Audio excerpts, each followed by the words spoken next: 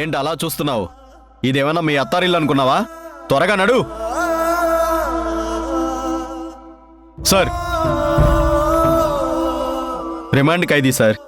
Check చేయి అతన్ని. అలాగే సార్.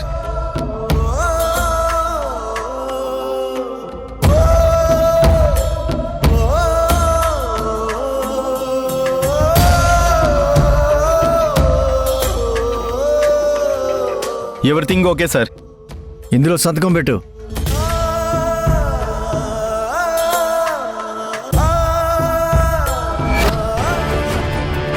నువ్వేటి చేస్తావో నాకు తెలదు.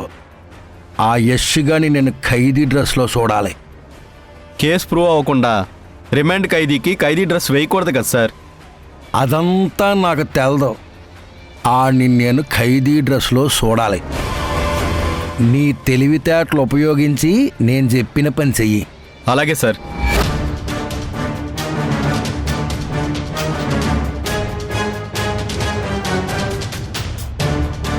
సార్, ఇది మీరు టీ తాగే టైం కదా, ఇంకా టీ తాగరేంటి? ఉండండి, మీకు టీ పోస్తాను.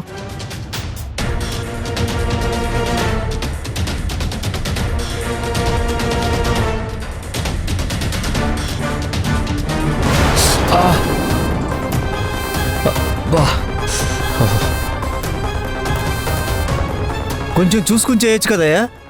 సారీ సార్, చూసుకోలేదు. టీ అంతా అతని డ్రెస్ మీద పడేసావు.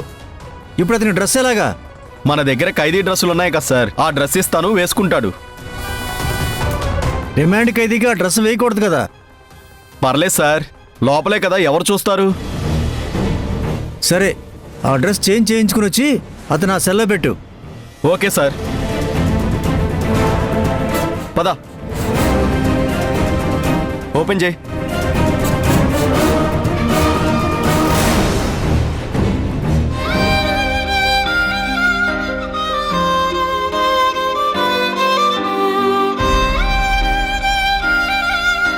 వీడిని నమ్మి మొత్తం డబ్బు కట్టి నా భర్త ప్రాణాలే బలి తీసుకున్నాడయ్యా.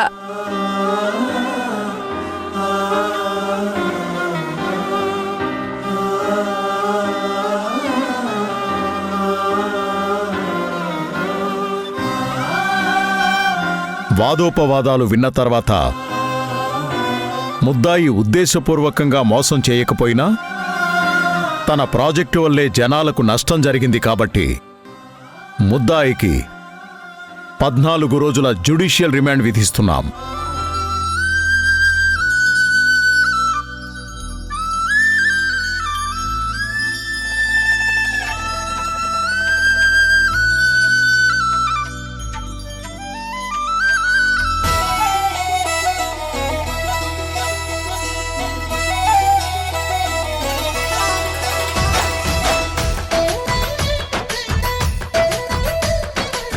రిషి, ఎక్కడున్నావు? ఇక్కడే ఉన్నాను.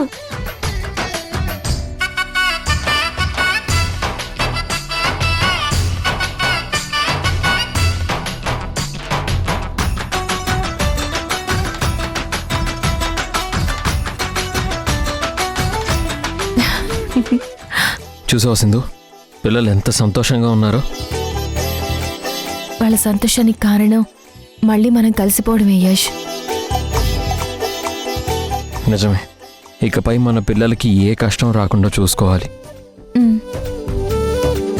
ఇన్నాళ్ళు నిన్ను అపార్థం చేసుకొని నీకు దూరంగా ఉండడం వల్ల, మన మధ్య జరిగిన గొడవల వల్ల తల్లిదండ్రులుగా మనం వాళ్ళకి ఏమీ చేయలేకపోయాం.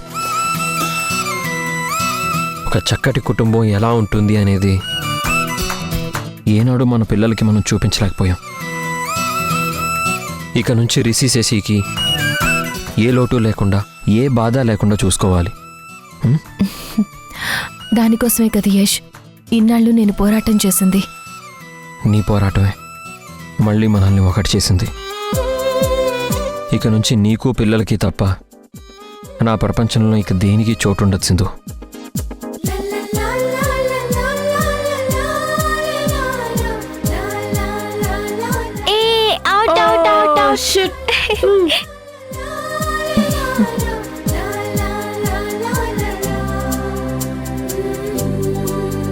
అమ్మా నాన్న, మీరు కూడా వచ్చి మాతో ఆడుకోవచ్చు కదా. ప్లీజ్ నాన్న, మీరు కూడా మాతో పాటు వచ్చి జాయిన్ అవ్వండి. సరే అలాగే పద. అమ్మా, ఫస్ట్ నువ్వు కళ్ళకి గంతలు కట్టుకొని మమ్మల్ని పట్టుకోవాలి. సరే ఇదిగో నేను అమ్మా, కడతాను. అలాగే.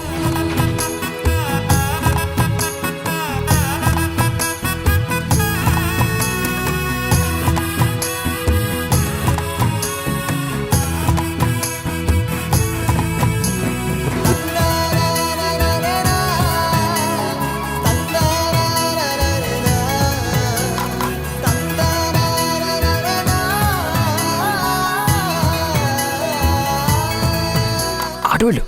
షూ.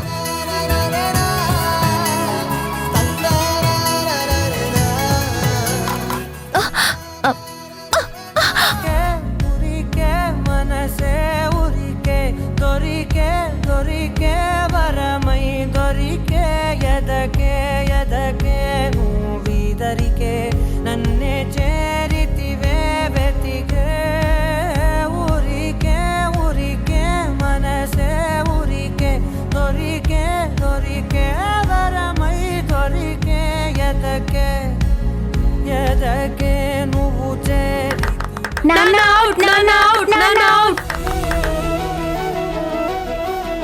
అమ్మా, నాన్న కళ్ళకి ఇప్పుడు నువ్వు గంతలు కట్టమ్మా.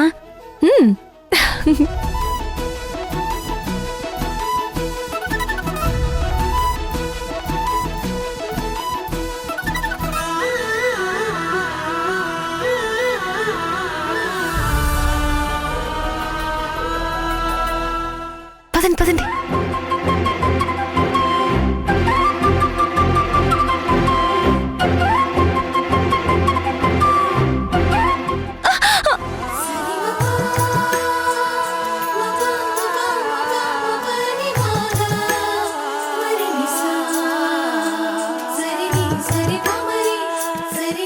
హే, అమ్మా, అమ్మా, అమ్మా, అమ్మా, అమ్మా అవుట్, అమ్మా అవుట్.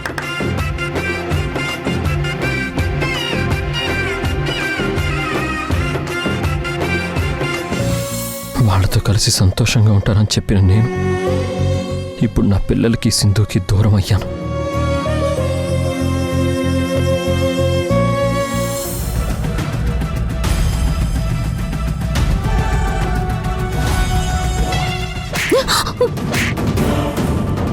పిల్లలు బాధపడతారని నేను మాట్లాడకుండా సైలెంట్ గా ఉంటే నువ్వేంట రెచ్చిపోతున్నావు?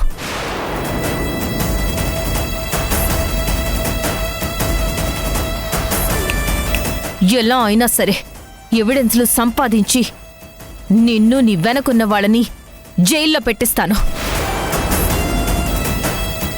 మీ చేత చిప్పకూడు తినిపిస్తాను.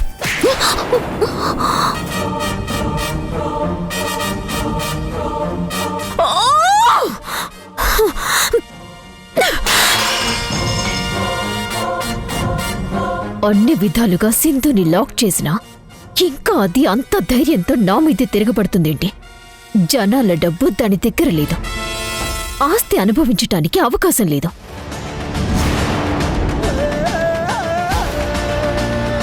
దాని మొగుడ జైల్లో ఉన్నాడు. కూతుర్లా చూసుకుంటున్న ఆరాధ్య దాన్ని అసహించుకుంటోంది. టోటల్గా దాని జీవితమే చీకటి చేసి పారేశాను.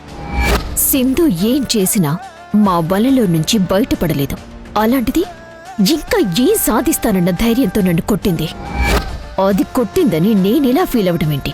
తిరిగి నేను సింధుని రెండు పీకకుండా ఇలా నాలో నేనే మదనపడ్డమేంటి? మధు క్యారెక్టర్ ఇది కాదు. దెబ్బకి దెబ్బ కొట్టడమే కదా నా నైజం. ఇప్పుడే వెళ్ళి సింధు అంతు తెలుస్తాను.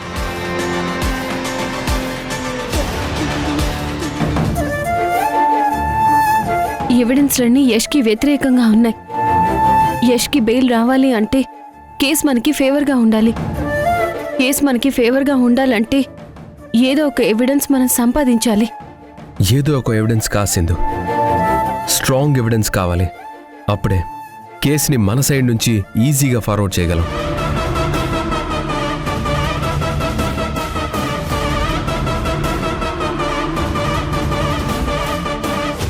మంచి టైంకి దొరికారిద్దరు. ఇప్పుడు నేను కొట్టే దెబ్బ మామూలుగా ఉండదు. సింధు మనసు ముక్కలైపోతుంది. నాకేం అర్థం కావడం లేదు సిద్ధార్థ్. ఎక్కడ మొదలు పెట్టాలి, ఎవిడెన్స్ ఎక్కడ సంపాదించాలి అనేది నాకు అస్సలు తెలియడం లేదు. ఏంటి సింధు, మళ్ళీ మీ పాత పరిచయం, స్నేహం, ఆ క్లోజ్నెస్ బాగా చిగురిస్తుంది అనుకుంటాను. ఏయ్, ఏం మాట్లాడుతున్నావు? సింధు సింధు అదే గతంలో మీ ఇద్దరి మధ్య జరిగింది, ఇప్పుడు జరగబోతుందే మాట్లాడుతున్నాను. ఇద్దరూ కలిసి బాగానే ప్లాన్ చేసుకున్నారు.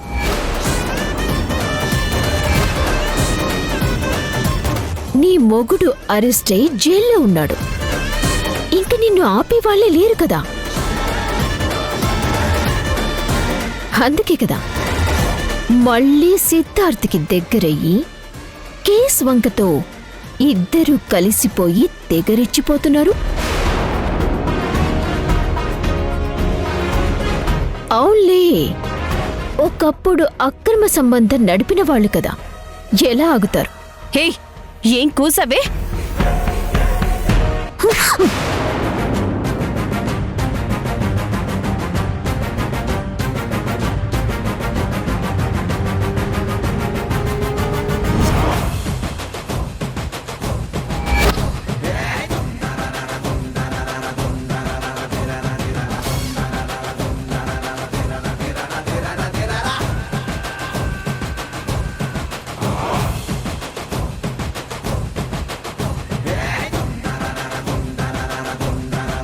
సింధు గురించి తప్పుగా మాట్లాడతావా?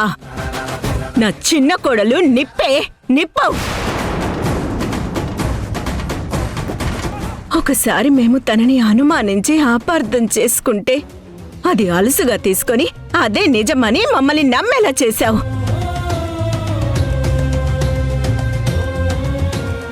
నా కోడల్ని నేనే దూరం పెట్టేలా చేశావు. ఇప్పుడు మళ్ళీ అదే నింద సింధు మీద వేస్తున్నావు. అసలు తప్పుడు మనిషివి, పాడు సంబంధాలు పెట్టుకునే మనిషివి నువ్వు. నీ చెండాలం అంతా నాకు తెలియదనుకున్నావే నువ్వు. అమ్మా,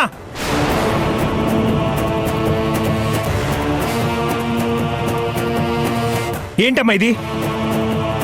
నేను ఇంట్లో లేని టైం చూసి మధుని ఎందుకు ఇబ్బంది పెడుతున్నారు? ఈ మధ్య మీరు నా భార్య మీద దాడి చేయడం మరీ ఎక్కువైపోయింది. సిగ్గులేదారా నీకు? దుర్మార్గురాలు, నీచురాలైన నీ భార్యని వెనకేసుకొస్తున్నావా? దీని బాగోతం అసలు నీకు తెలుసారా? ఆ పొలిటీషియన్ తో కలిసి ఇది ఎంత క్లోజ్ గా తిరిగిందో, ఏమేం పాడు పనులు చేసిందో నాకు తెలుసురా.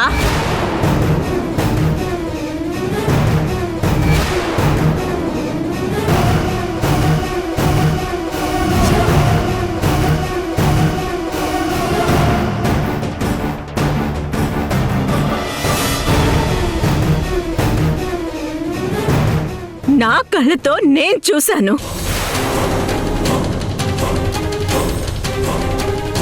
ఇది చేసే చెండాలాన్ని నేను ఎక్కడ బయట పెడతానోనని ఆ రోజు నా తల మీద కొట్టి నన్ను రూమ్లో బంధించిందిరా. పిచ్చిదాన్ని చేయాలని ట్రై చేసింది అసలా.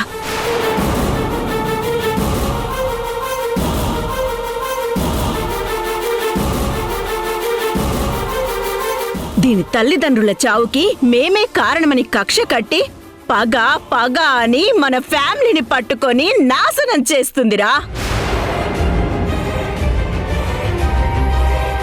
నీ తమ్ముడు చెయ్యని తప్పుకి అక్కడ జైల్లో శిక్ష అనుభవిస్తుంటే దానికి కారణమైన నీ పెళ్ళాన్ని 4 తన్నటం చేతకని దద్దమ్మవిరా నువ్వు.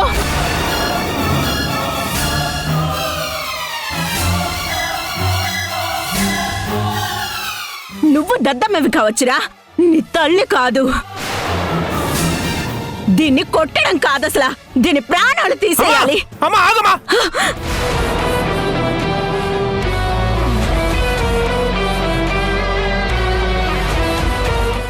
ఎవరు చేసిన కర్మ వాళ్ళు అనుభవించి తీరాలి. అనవసరంగా మధుని టార్గెట్ చేసి టార్చర్ పెట్టకండి. మేము దాన్ని టార్చర్ పెడుతున్నామా లేక అదే మమ్మల్ని టార్చర్ పెడుతుందో నీకు తెలీదారా? అన్నీ తెలిసి కూడా తప్పు మాదే అన్నట్టుగా మాట్లాడుతున్నావారా? అసలు దీన్ని కాదురా, ముందు నిన్ను కొట్టాలి.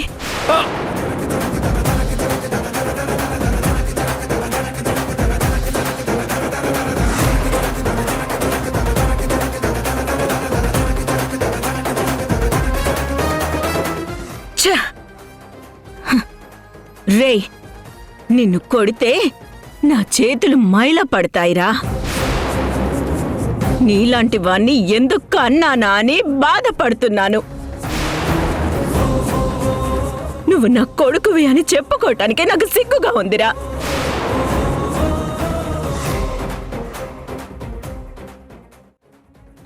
అసలు మీ మొఖాలు చూడాలంటేనే నాకు అసహ్యంగా ఉంది. వెళ్ళిపోండి, వెళ్ళిపోండి, వెళ్ళిపోండి. మధు, వెళ్దాం పద.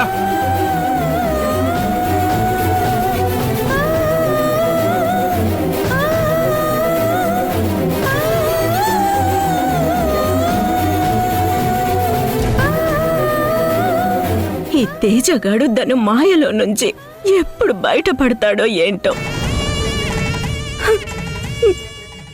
బాధపడకండి అత్తయ్య, తేజ విషయంలో మనం ఏమీ చేయలేం. మధు గురించి ఎంత చెప్పినా అర్థం చేసుకునే స్టేజ్లో లేడు తను. ఒక కొడుకు చూస్తే ఇలా, ఇంకో కొడుకు చూస్తే జైల్లో. దేవుడా, నాకే ఎందుకు ఈ కడుపు కోత? అత్తయ్య, ఏడవకండి అత్తయ్య, ఊరుకోండి అత్తయ్య.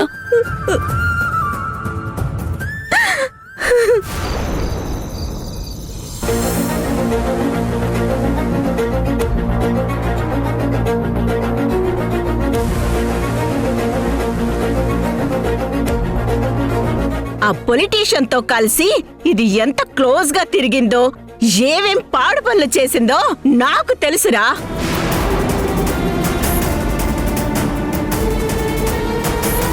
నీ తమ్ముడు చెయ్యని తప్పుకి అక్కడ జైల్లో శిక్ష అనుభవిస్తుంటే దానికి కారణమైన నీ పెళ్ళాన్ని 4 తన్నటం చేతకని దద్దమ్మవిరా నువ్వు.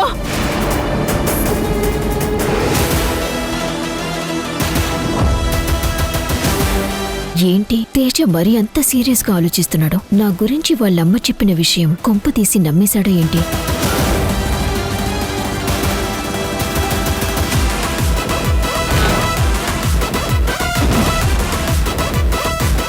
తేజ, మీ అమ్మ చెప్పిన మాటలు నిజంగానే నమ్ముతున్నావా?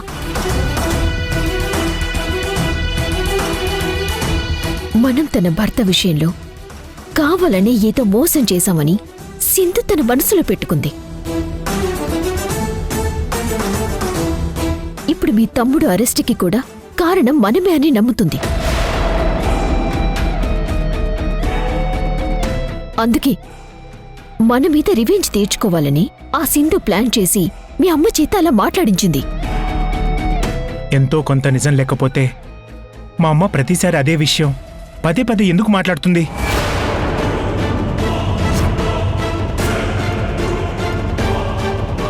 తేజకి నా మీద డౌట్ స్టార్ట్ అయినట్టుంది. ఏదో విధంగా కవర్ చేసి కూల్ చేయాలి. ఒకప్పుడు కూడా సింధు ఇలాగే నేను తప్పు చేయకపోయినా నన్ను మీ అందరి ముందు తప్పుడు మనిషిగా ప్రూవ్ చేయాలని చూసింది. నీకు గుర్తుందా? నా అన్న లాంటి ప్రవీణ్కి నాకు ఏదో తప్పుడు సంబంధం ఉందని చెప్పింది. చివరికి ఏమైంది? అది అబద్ధమని తేలింది కదా. ఇప్పుడు కూడా ఆ పొలిటీషియన్తో నాకు లేని లింక్ ఉందని క్రియేట్ చేస్తోంది. అసలు ఆయన వయసేంటి, నా వయసేంటి? ఏదో పెద్ద అయినా మనకి హెల్ప్ చేస్తున్నాడు అని ఏదో కొద్దిగా క్లోజ్గా మూవ్ అయితే దానికి ఎలాంటి నిందలు వేస్తారా నా మీద? నా క్యారెక్టర్ని బ్యాడ్ చేస్తారా?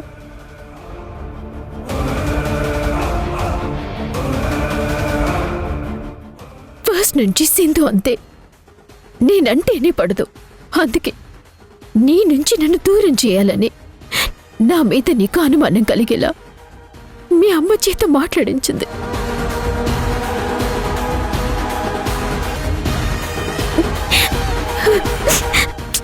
మధు, ఎందుకు ఏడుస్తున్నావు? నీకు అర్థం కావట్లేదు మధు. నేను నిన్ను అనుమానించట్లేదు. ఇదే మాట రేపు బయట ఎక్కడైనంటే భర్తగా నా పరిస్థితి ఏంటి? నలుగురిలో నేను తలెత్తుకొని తిరగల్లా? అయినా మనం అసలు ఇక్కడ ఎందుకు ఉంటున్నాం? ఈ మాటలన్నీ పడడానికా? మనం అనుకున్న ప్లాన్ ఏంటి? మనం చేస్తున్నదేంటి? ఒక్కటైనా మనం అనుకున్నట్టు జరుగుతుందా? ఈ బాధ చాలదన్నట్టు నాకు ఇంకో కొత్త టెన్షన్ స్టార్ట్ అయింది. నన్ను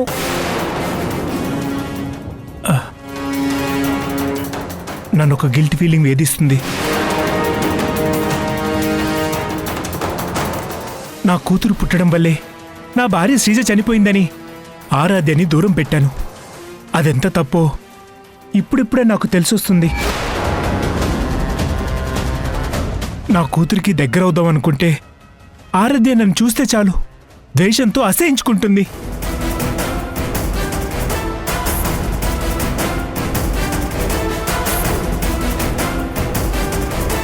నాకైతే మధు ఏది కరెక్ట్గా అనిపించట్లేదు. తేజ,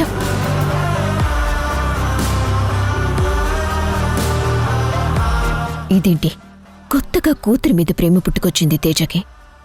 ఏది ఏమైనా ఆరాధ్య నా చేతిలోనే ఉండాలి. వాళ్ళ నాన్నకి దగ్గర కాకూడదు. ఇక్కడి నుంచి సింధు వాళ్ళ విషయంలో కూడా సైలెంట్గా ఉండకూడదు. దెబ్బ మీద దెబ్బ కొడుతూనే ఉండాలి. క్యాబ్ వస్తుంది, మీరు జాగ్రత్తగా వెళ్ళిరండి. మీ నాన్న వల్ల రిలీజ్ అయ్యి ఇంటికి వస్తున్నారు. తీరా మీ నాన్న వచ్చే టైంకి మీరు లేకుండా పోతే బాగుంటుందో చెప్పండి.